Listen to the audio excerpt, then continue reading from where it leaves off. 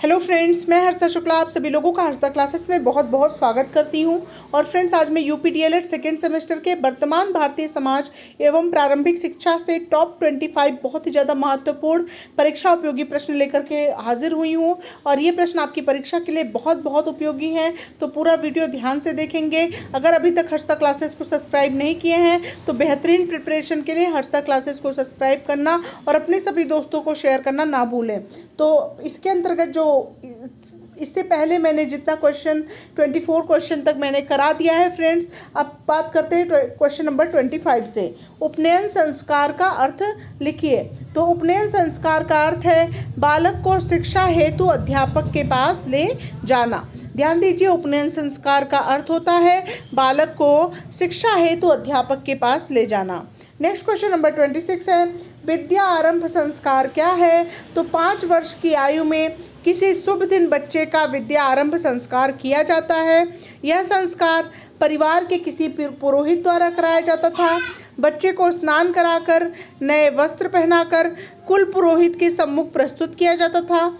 कुल पुरोहित नए वस्त्र पर चावल डालता था है। तत्पश्चात वेद मंत्रों तथा देवताओं की आराधना करके बच्चे को अंगुली पकड़कर उसके द्वारा अच्छे चावलों में वर्णमाला के अक्षर बनवाए जाते थे। और फिर क्या करता था कुल पुरोहित? भोजन कराकर दक्षिणा दी जाती थी कुल पुरोहित को, और कुल पुरोहित बच्चे को आशीर्वाद देता था और इसके बाद बच्चे की शिक्षा नियमित रूप से प्रारंभ हो जाती थी। ठीक है फ्रेंड्स, तो विद्या आरंभ संस्कार क्या होता था कि 5 वर्ष की आयु में किसी भी शुभ दिन जो है विद्या आरंभ संस्कार को कराया जाता था। और इस संस्कार में क्या होता था कि यह संस्कार पुरोहित द्वारा कराया जाता था। और इसके अंतर्गत होता था कि बच्चे को पहले स्नान कराया जाता था, फिर नए वस्त्र उनको पहना दिया जाता था, और उसके बाद जो है कुल पुरोहित क्या करते थे, नए वस्त्र पर चावल डालते थे। ठीक है, और तत्पश्चात वेद मंत्रों द्वारा देवताओं की आराधना करके बच्चे की उंगली पकड़कर उसके द्वारा अच्छे चावलों में वर्णमाला के अक्षर बनवाए जाते थे। और फिर कुल पुरोहित को भोजन कराया जाता था। जो कुल पुरोहित ये क्रिया कराते थे उनको भोजन कराया जाता था, उनको दक्षिणा दी जाती थी। और फिर कुल पुरोहित क्या करते थे, बच्चों को आशीर्वाद देते थे। और इसके बाद बच्चे जो है बच्चों की शिक्षा नियमित रूप से प्रारंभ होती थी। अब बात करते हैं फ्रेंड्स क्वेश्चन नंबर 27 की। तो वैदिक और उत्तर वैदिक शिक्षा में अंतर स्पष्ट कीजिए। तो इसका आंसर होगा कि प्रारंभिक वैदिक काल में अनुशासन के आंतरिक पक्ष यानी आत्म अनुशासन पर बल दिया जाता था और शारीरिक दंड निषिद्ध था, जबकि उत्तर वैदिक काल में अनुशासन के बाह्य पक्ष यानी गुरु के आदेशों, गुरुकुल के नियमों का पालन पर अधिक बल दिया जाता था।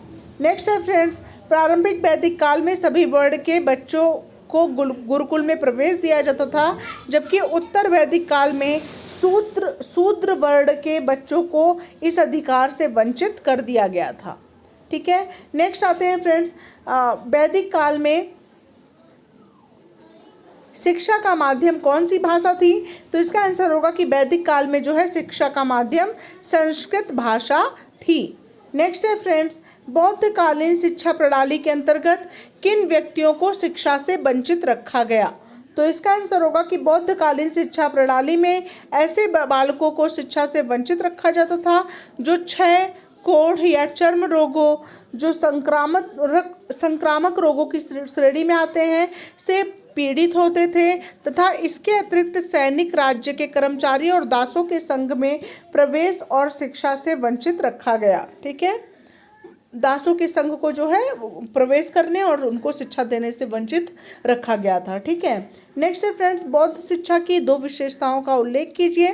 ठीक है, तो इसमें लिखेंगे कि बौद्ध शिक्षा की 2 विशेषताएं थी। पहली विशेषता थी पवज्जा यानी प्रवज्या संस्कार, और दूसरी थी फ्रेंड्स उपसंपदा संस्कार।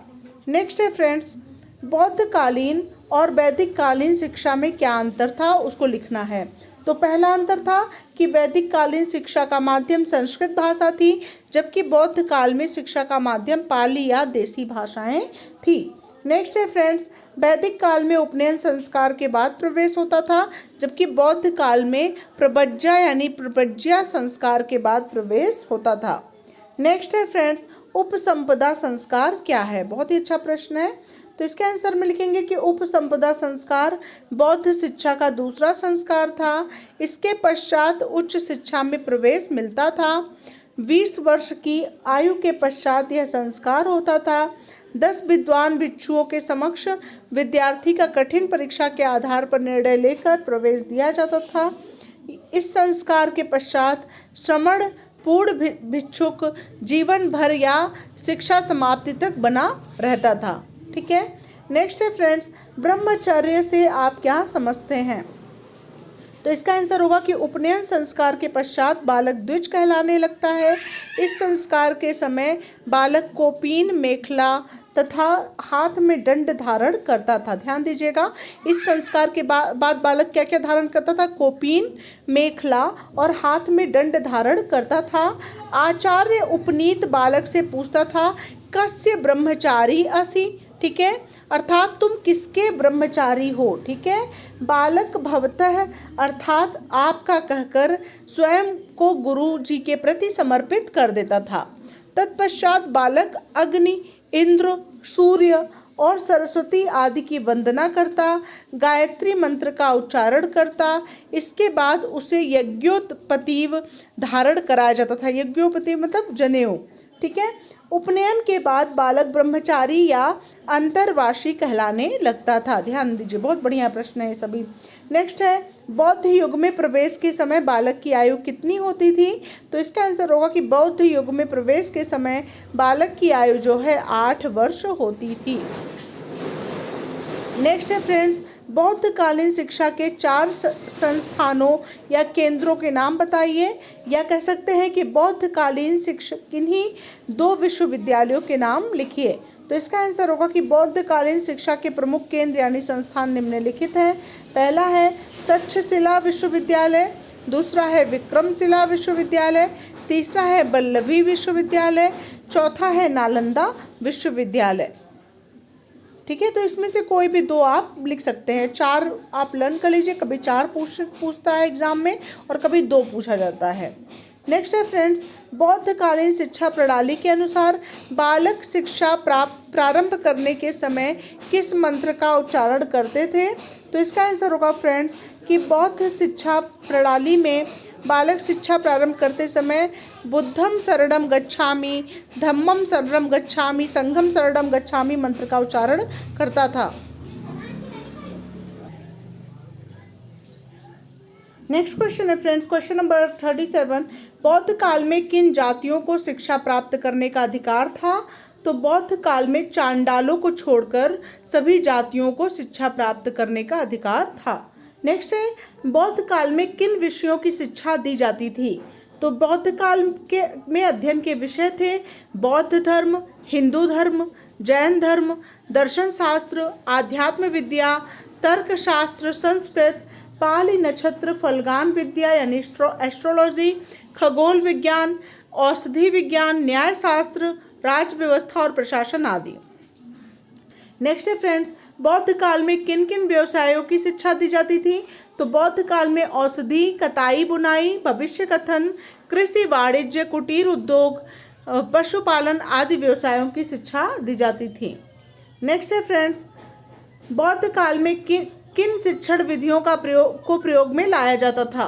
तो इसका आंसर होगा कि बौद्ध काल में शिक्षण की प्रश्नोत्तर, व्याख्यान, वाद विवाद, निरीक्षण और प्रवचन, देशाटन तथा प्रकृति निरीक्षण आदि विधियों को प्रयोग में लाया जाता था। नेक्स्ट है फ्रेंड्स, बौद्ध दर्शन के 4 आर्य सत्य बताइए।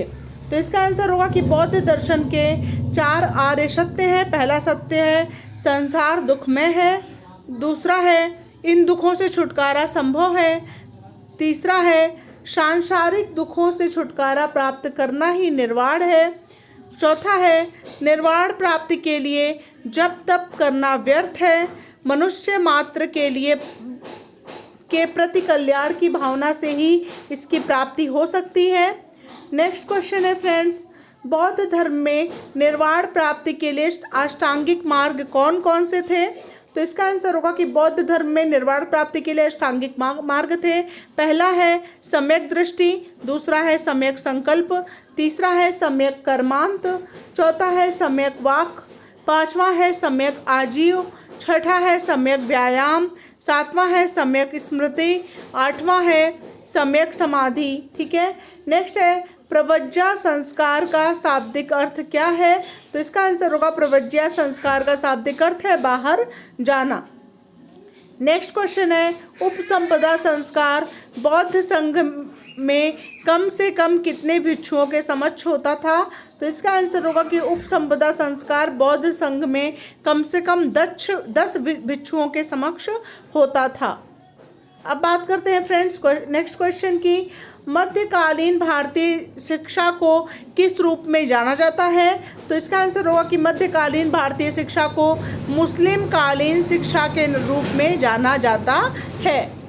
ठीक है। बहुत ही महत्वपूर्ण प्रश्न है फ्रेंड्स, और यहाँ से प्रश्न आपकी परीक्षा में जरूर पूछे जाएंगे। नेक्स्ट है फ्रेंड्स बिस्मिल्लाह रस्म क्या है? तो मध्यकालीन शिक्षा प्रणाली के अंतर्गत बालक के शिक्षा प्रारंभ करने के अवसर पर होने वाली रस्म को बिस्मिल्लाह रस्म कहते हैं। नेक्स्ट क्वेश्चन है फ्रेंड्स मध्यकालीन शिक्षा का माध्यम कौन सी भाषा थी? तो इसका आंसर होगा कि मध्यकालीन शिक्षा का माध्यम अरबी फारसी भाषा थी, क्योंकि शिक्षा मुस्लिम कालीन शिक्षा ही मध्यकालीन शिक्षा कहलाती है, इसलिए भाषा भी अरबी और फारसी ही होगी। नेक्स्ट है फ्रेंड्स मध्यकालीन शिक्षा के 2 उद्देश्य लिखिए।